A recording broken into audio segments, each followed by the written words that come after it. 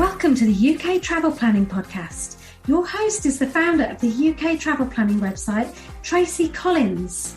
In this podcast, Tracy shares destination guides, travel tips, and itinerary ideas, as well as interviews with a variety of guests who share their knowledge and experience of UK travel to help you plan your perfect UK vacation. Join us as we explore the UK from cosmopolitan cities to quaint villages, from historic castles to beautiful islands, and from the picturesque countryside to seaside towns. Hi, and welcome to the UK Travel Planning Podcast and to 2023. In this episode, we've got a recording taken from a live Facebook that I did with Victoria of Cotswold Teacup Tours just before Christmas. It went really, really well. We had a good chat. She shared lots and lots of, again, some fantastic snippets about the Cotswolds and answered some questions that were given from members of our UK and London travel planning Facebook group. So I decided to use this because it was really good. It was really interesting. Now, there was a few moments when we're talking about photographs that Victoria had taken of the beautiful snow that had fallen in the Cotswolds. And those photographs are available to look at on the website, uktravelplanning.com/episode 27. So you might want to have a look at those while you're listening to the episode as well. So you can kind of, don't have to imagine what they look like. You can actually see them. Anyway, without further ado, this is the live Facebook recording that myself and Victoria from Cotswold Teacup Tours did just before Christmas. So enjoy. I'll just introduce you to Victoria. So Victoria is here from Cotswold Teacup Tours, who's our preferred tour partner in the Cotswolds. And she's coming here tonight on this live now to talk all about the Cotswolds, places to go, where to visit. And we're going to look at some photos that Victoria's taken in the last week, because I don't know if people have seen, but there's been quite a lot of snow in the UK recently. Unfortunately, it seems to have gone now. We were just talking about that before I realised we hadn't gone live. So I think, Victoria, if you want to introduce yourself again and talk about yourself and your company, and then we'll maybe go look through the photos again before we look at go through people's questions. But if anybody's watching live, and I can see we have got a few people, feel free to ask questions as well as we go, and we can answer those too. Oh, great. Thanks, Tracy. Thank you. Hello, everybody. So I have a little business which has been running for about a year now. Hi, Robbie. Hi, Robbie. And your comment popped up. That works. That's great.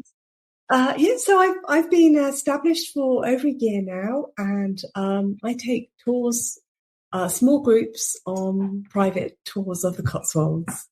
And I'm in job heaven. This is exactly the job I should have always done all my life. I love it. And what a place to take people to. Honestly, I would say, I would just say the Cotswolds, probably Bath, York, Edinburgh, and the Cotswolds are the four places that people always want to go to. We always get asked about. And the Cotswolds is such a beautiful and quintessential English part of the country that, and to live in it and to be able to take tours around there. I mean, Victoria, I'm not surprised you absolutely love it. I know it's an area of the country that Doug and I love to look around and visit. And it doesn't matter how long we stay there. We always want to go for longer. And obviously, you know all the best tea rooms and pubs and villages and everything are. So it's, you live there. So it's brilliant that you're able to kind of share your local knowledge and take people around an area of the country that you love. Oh, I know. And there's so much here, Tracy. So when, every time you come, you can find something new.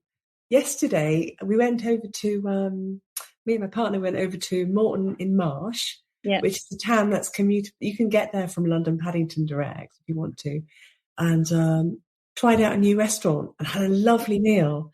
And I said to them, I'm going to bring my guests here because it's so good. Had a great steak pie and a glass of malt cider. I wasn't driving. Will was driving. It was fantastic. I thought fabulous. You get to try all these places out for your guests as well. So it's brilliant. Yeah. So should we? So we've got some questions, but I thought I'm just going to show, if I can get this to work again. I've managed it before to show everybody some of the pictures. So we'll start from the last picture this time, actually, Victoria. So these were taken in about the last week or so when there's been quite a lot of snow in the UK. Yeah, these were on Thursday. These photos. Yeah. Yeah, so the little church, I was taking a tour out into the kind of the north central area of the Cotswolds. This was a little village called Ebrington Church. And as you can see, it was really snowy that day, and it's such a blue sky. It was gorgeous, 900-year-old church. And then there's the pub on the left, that's in Burford. And that's the Highway Inn pub. And it's just an example of a typical English pub, cozy nooks and big bay windows to go and sit inside and snuggle up with a pint of beer. Oh, yes. And I think they're quite optimistic because they've got their tables and chairs outside. Well, the smokers probably. They have to go outside. I was like, I don't think it might be a bit chilly to be sitting out there. No. Yeah. And then you were in Oxford. So we were talking about previously, we talked about Christmas markets because Europe Christmas markets are phenomenal. So this is in Oxford. You were there the other day for the Christmas market. Right. Yeah, that's right. I did a tour on Tuesday, just around Oxford, and just a couple of hour-long tour. And yes, we walked through the Christmas market. It's only a small market, but it's really fun, and it's on broad streets, pedestrianised area. And it's just, they sell locally made products. It's really nice just to go and walk through and have a quick look. Grab a hot chocolate en route. Yeah, warm yourself up a bit. Yeah, yes. And then, I think the picture on the left is probably my favourite one that you took, actually, that you sent me. It's just gorgeous. Those pink roses. Resist the winter rose on Burford High Street. I say, Tracy, I risked my life for that photo. It was very icy, but, you know. You can see, I was looking at that pavement thinking, I don't think I'd want to be walking down that. That looks a bit slippery. No, I wouldn't want to take a tour group down there. I would not. We would say, isn't this pretty? Let's drive slowly through. Just take a photo from here and then not walk down the hill. And then the Christmas tree with the teddy on the top, which is really cool. No. Is that a Paddington bear on top? Do you know, it does look like it's a Paddington bear. Very sweet. Yeah. It was so we get snow here in the Cotswolds, but only probably once a year, a couple of days. So not all that often. So it's kind of a rare thing to get snow on a Christmas tree, which is why I had to capture that picture, really, with the lovely Cotswold building behind. It looks lovely. I have to say it's because I'm living in Australia and it's beautiful here. It's lovely and warm, and I'm in Queensland. But I do miss that the Christmas, the cold Christmas with the snow, and it just looks magical.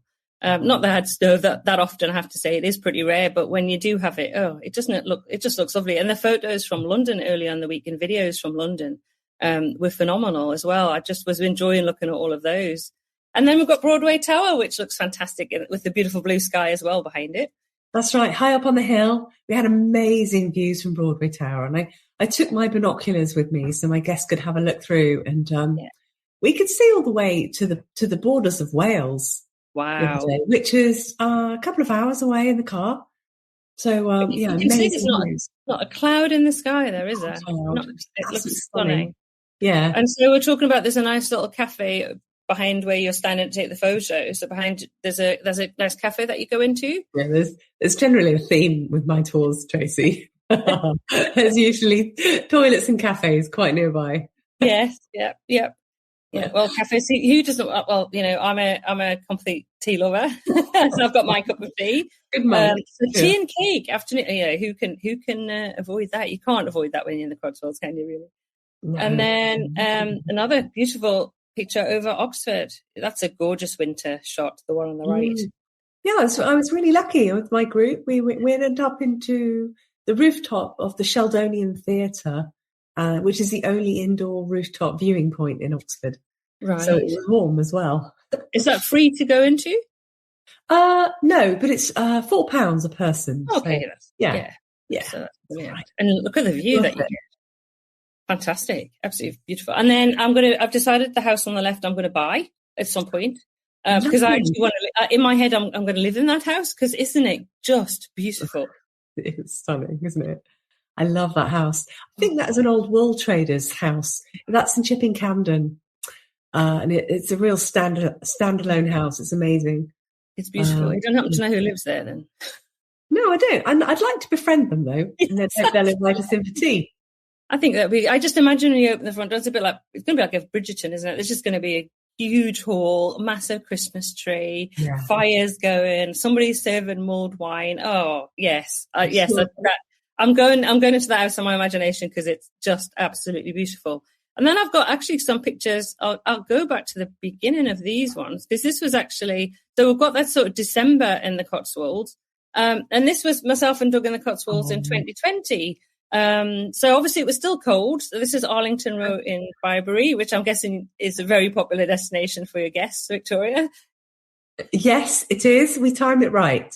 We try not to put it. You've got a good timing there. It looks like there's nobody else there that day. It was pretty busy, actually. I think we just timed that photo right. Actually, I've got another photo, and it actually doesn't look too bad. But we went this summer because I know Byberry is so popular. We actually went this summer, and what we did is we went later on in the day. We went for about 7:30 because obviously it's light and sunny. And there wasn't very many people there either. So we managed to get some lovely shots in the summer. But again, so this was January, so no snow, but it was chilly. But again, beautiful weather, really. Just had to be wrapped up. Again, this is in Byberry, so you can see beautiful blue sky. Have you been? Old Swan Hotel. Yeah, I was going to say, I've been in there. Yeah. And then we've got Lower Slaughter. Just want to go through these, and then again Lower Slaughter, and the beautiful Cotswold stone houses. This is cottage. It's lovely, isn't it? I just love this. That's another one I'm going to live in. Yeah, very pretty. They are lovely. They're so lovely. Classic stone cottages.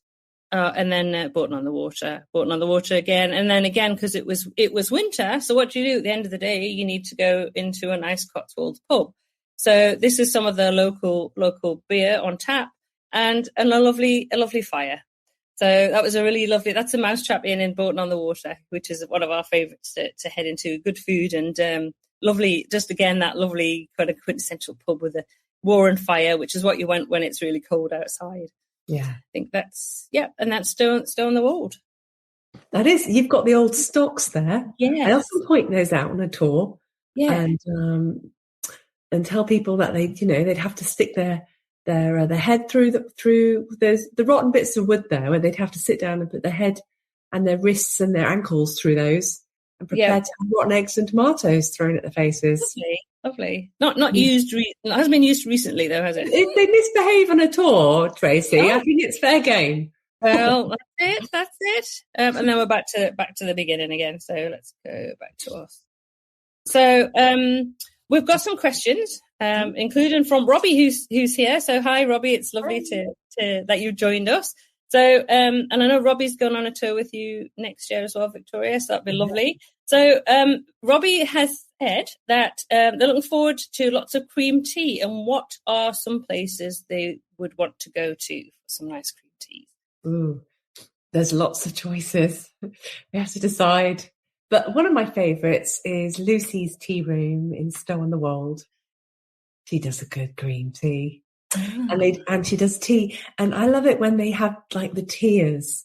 You get like the bottom layer is all the little sandwiches, and then the middle layer is different cakes, and then the top layer, the top tier, are the scones. Yes. And a big cup of tea beside it. Oh, nice. And they'll keep bringing the tea as well as you get and sitting there to relax and enjoy it. I've actually got some pictures of Lucy's Tea Room in Stow from this summer. Oh. So I'll share some of those in the group afterwards, actually, some of the pictures of the places that we'll talk about. And I know that Robbie's also interested in walks. And I know we haven't done it yet because I'm not a big walker or hiker, I have to say. But I think next summer we want to do the walk from Lower Slaughter to Bourton on the Water. I don't think it's very long. No, nice though. So So I guess that's a nice walk to do. That's a lovely walk. You could actually stretch it a bit and go from Upper Slaughter all the way to Bourton on the Water. And that Upper Slaughter kind of takes you through to Lower Slaughter, through the fields. Quite quiet, it's really pretty, and then you go walk alongside the river, and then you go through to Bourton on the Water. So that's a good walk.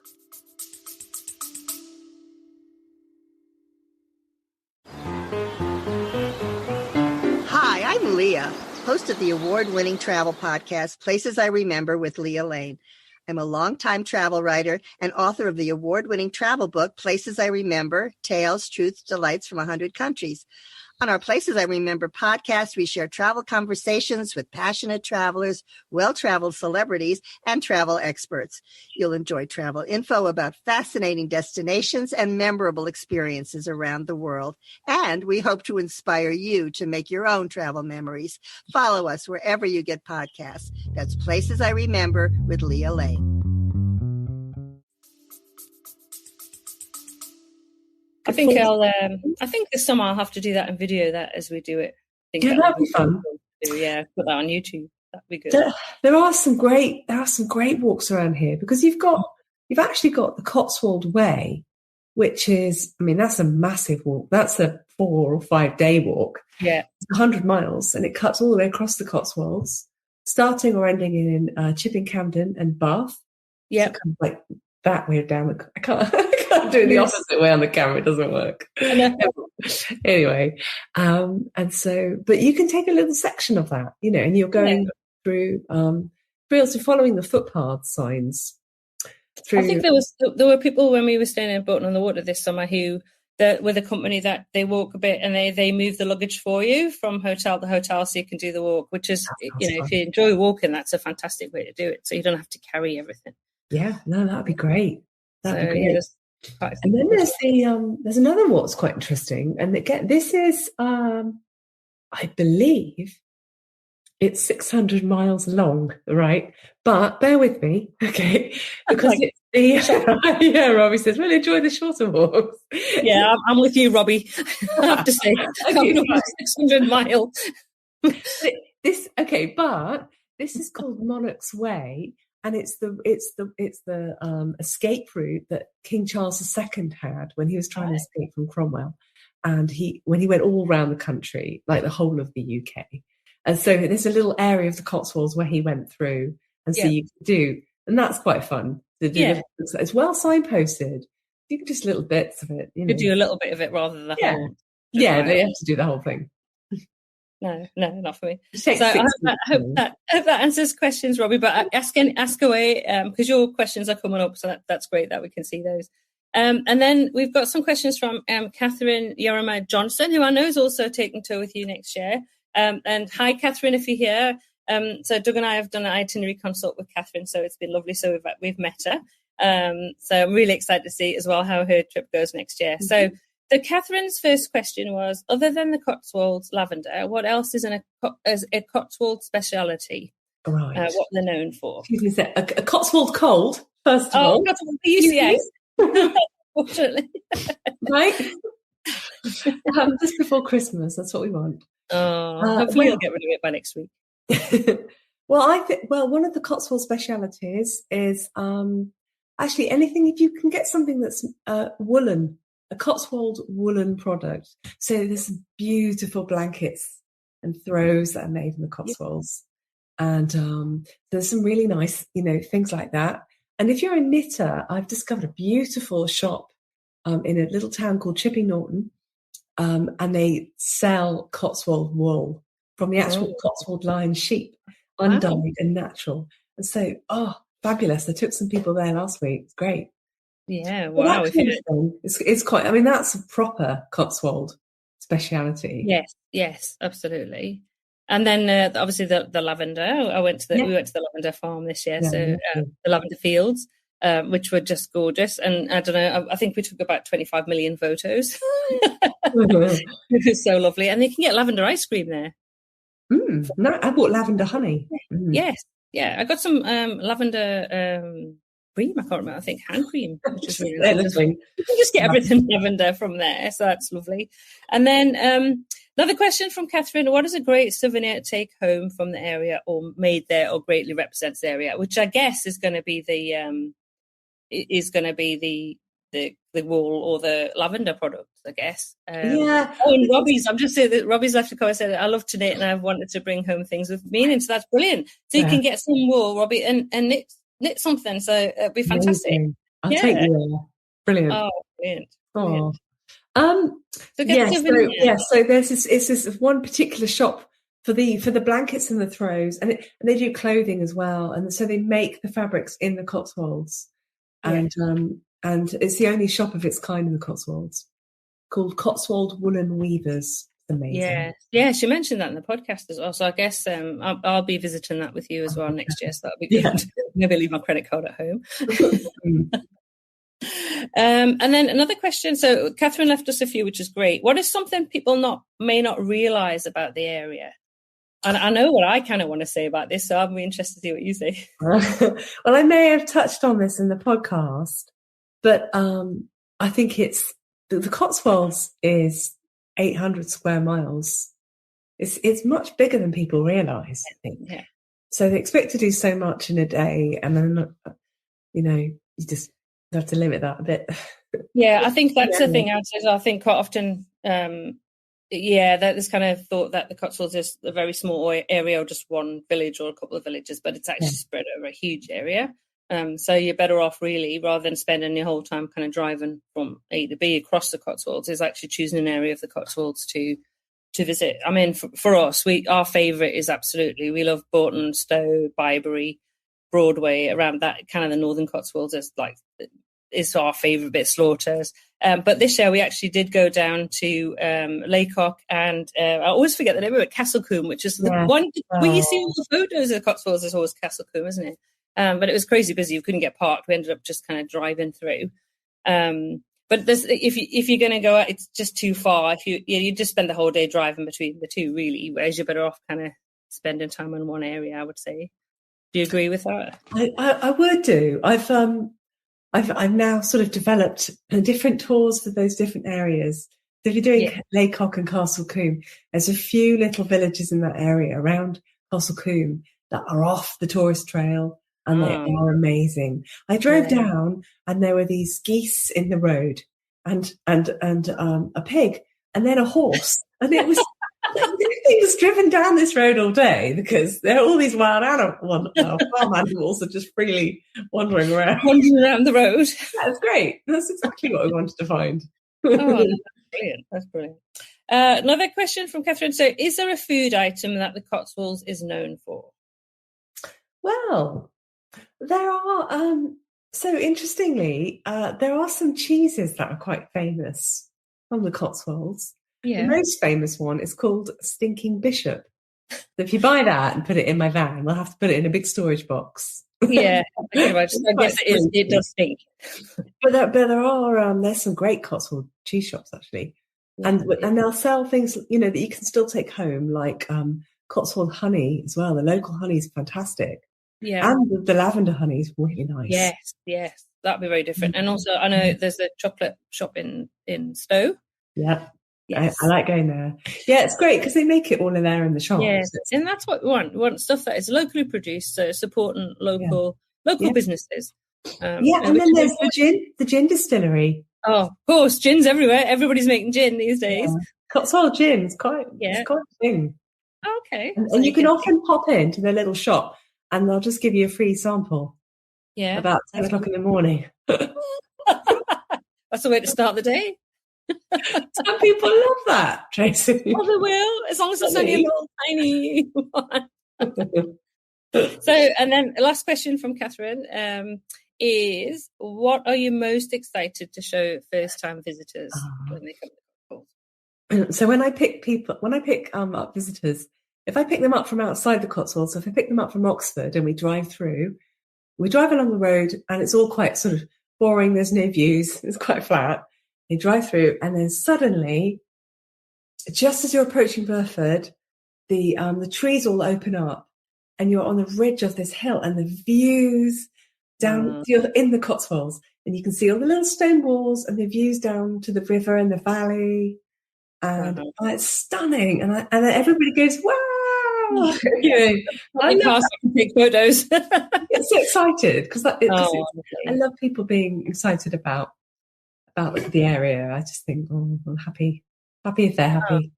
And that's good, and I'm sure everybody is. I think there's I think they're really lucky that we've got you who lives in the Cotswolds, who knows the Cotswolds, who knows all the villages, all the best places to go. The people in the shops that own the shops, the stuff that you you have all that local knowledge and connections, which, you know, you're not going to get if you go on it. You know, it's courses for courses, because obviously some people prefer, or, you know, to go on a group tour or whatever. But if they can go on a private tour with you, I mean, what an experience, you know, and to be able to, so I say, you can share your love for the Cotswolds, you know. Oh, yeah.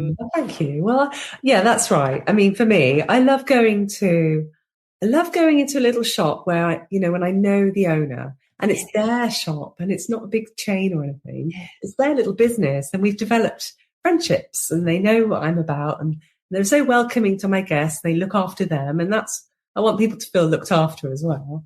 You know, it's just a nice experience. And that's lovely. That's absolutely lovely. And we'll put, because I know we've got quite a few people in the group who've booked tours with you next summer, but I'll put links in the Facebook group again, just to your website, so they can find you and book a tour with you for next year. Well, or any time, because I guess from January onwards, are you taking any time off, or you kind of, what's your schedule like in terms of for bookings? No? I'm really flexible, and I'm available most of the time, Tracy. Brilliant. I mean, if I'm not booked up, you know, I don't really close it. Yes. Well, I guess that's the thing.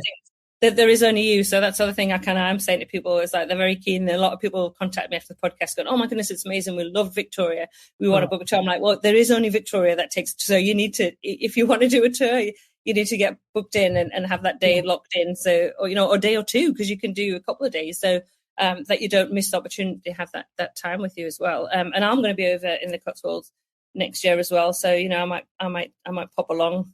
That'd be great. Say hello. You can walk into a cafe and I'll be there with a cup of tea going hello. So that would be really cool. Yeah, I can't wait. I absolutely love the Cotswolds at any time of year. Absolutely, it's just stunning. As I say, I'm already going to buy those two, the big house and the cottage that I've already earmarked. But my favourite is, I absolutely love the gardens. That Hidcote and Kifsgate for me are just absolute heaven. I could spend all day wandering around those gardens. Because they're just so magical. So that experience, and that's kind of really in my head, just thinking I just want to go and spend hours at Kifsgate, actually, just the roses. So I would say to anybody, if you love gardens, love flowers, just beautiful, really mind-blowing, beautiful place. They're amazing. And actually, when you come over, Tracy, I want to give you a tour of the gardens, because there's lots of different kinds of gardens, and formal ones, and then just beautiful English natural gardens with, your classic rose garden, and then herbs, and then they've all got different themes, and absolutely stunning. Yeah. Another place that I love to visit as well, before people go, bless you with the cold. Oh, sorry. No, it's this time of year, isn't it? Everybody's getting colds and stuff. Is Sudley Castle, because I just love the history of that, and the fact that Catherine Parr is buried there, which is just the only she was the surviving wife of Henry VIII. Who's buried there.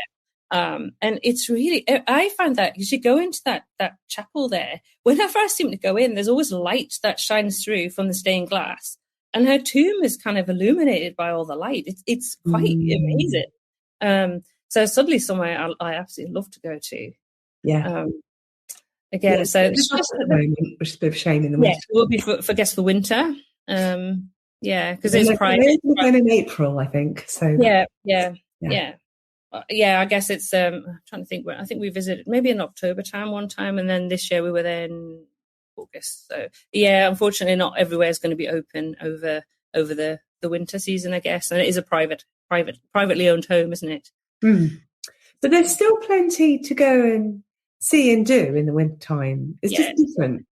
Yes. So talk about what you do in the winter, because I think that's what people sometimes think. Oh, I can only go to the Cotswolds spring, summer, maybe autumn. But so what is there to do over the winter months? Because you've taken some tours over the last few weeks. So what sort of things do you do? Obviously, being outside when it's beautiful, cold, crisp is lovely, and then going into a pub or afternoon tea or something like that. But if the weather's not so good, what do you do? Well, then we sort of theme it around. I think if the weather's not good, so long as we've got lots of bolt hole, choices. Yes. So we would start off and we drive through some places. If it's pouring with rain, people don't want to get there, and then we can sort of drive slowly through some little villages. But then I'd like to stop and take people to, it might be shops, but they'll be in a really old building. Yes. So you're kind of discovering inside a building. Yeah. And you might see that bit of the shop as well. You might not be interested in the shopping, or you might go, wow, I love it here too. And then you're getting a sense of the place, and people don't mind you going in and having a look in the shop. They don't mind. Yeah. Or there's some historic houses that do stay open throughout the year, and you can pop in and have a look around those too, a bit of history. And lots of museums as well, little ones. Don't take a lot of time, but give you an idea of the area and the history. And so then we kind of mix it up, and then with a lunch as well and a cozy pub. And then trying to see, do a bit more driving, or you just have to get out, get your boots and your coat on, and do a bit of walking. Yeah. Well, it's like we were back in the UK for 3 months, and we had a few days where actually there wasn't a huge amount of rain, and there were a few days you just have to kind of adapt to that, don't you? But I think there's lots of options, and there's lots of things that you can do. That's great that there are lots of things that you can still take your guests to see and enjoy in the Cotswolds. And obviously the last week, honestly, those pictures of the snow, beautiful photos. Everybody enjoyed that. So we've got another question from Tanya Monroe. So hi, Tanya. So she's got a question in case she misses the live chat. So she's asking, is it worthwhile to stay in one of the busier villages, such as Bourton-on-the-Water, so that you're there in the evening when the crowds and the tour buses subside? So she's saying you could leave during the day and explore maybe the smaller, less populated villages. I'm going to kind of, because we stay in Bourton-on-the-Water quite a lot, and then we get a lot of people going, oh no, don't stay there because it's quite touristy. But we did exactly that. We were out during the day, touring, and then all over driving here, and then we'd go back later on the day. And then Bourton was lovely in the evening. In the summer, everybody just sits down by the river. Get some fish and chips, sit by the river. So I kind of, from my experience, yes, that if you want to stay somewhere like Bourton-on-the-Water, that's a good idea. I think so. Yeah, I think that's a great idea. I think definitely for those kind of places, because then you've got a sense of the place when it goes all quiet too. It completely transforms in the evening, and you've got the locals there and a few other holiday makers. I think it's a really nice way to see busier places like Bourton-on-the-Water, maybe Byberry, because if you're there in first thing in the morning or the end of the day for that walk, it's gorgeous. If anyone else gets there, it's just gorgeous, magic.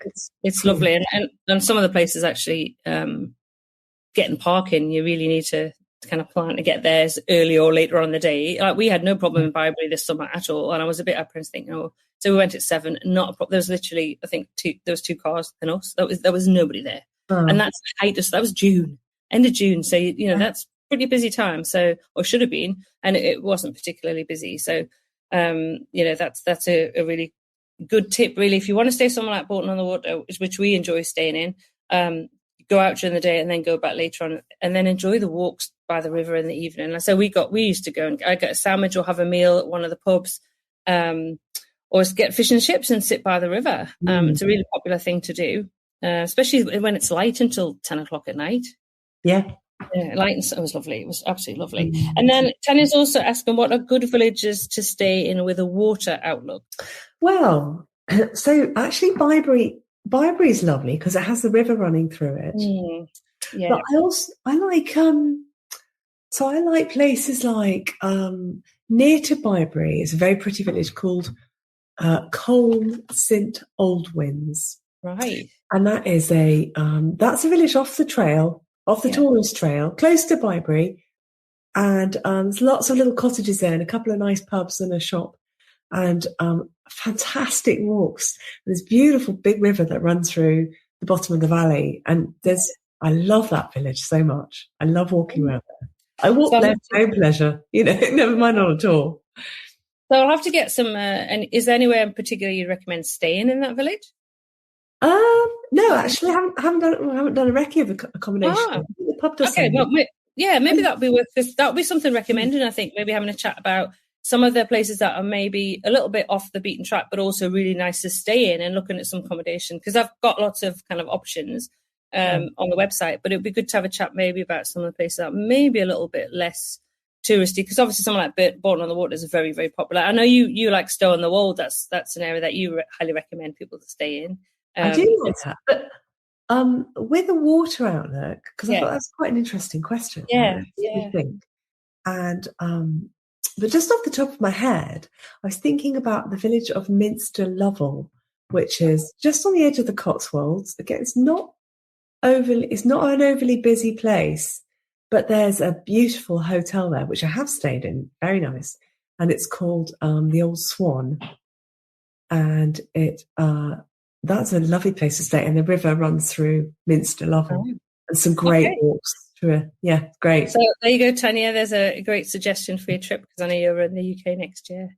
So that's brilliant. So I'm hoping that everybody's enjoyed that. If we've been on for, I think we're on about 35 minutes now. And then if we include the 15 minutes where we're just talking to ourselves when we thought we were alive, but we're done about 50 minutes now, Victoria.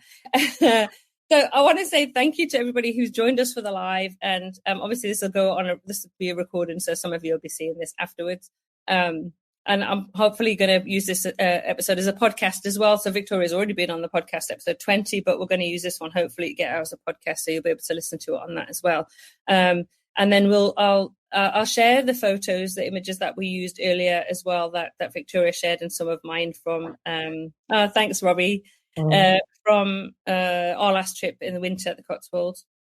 And I think maybe what we'll do, if we'll do this again. If you guys want this again, we'll do it in a few more months, maybe before Victoria starts getting really busy.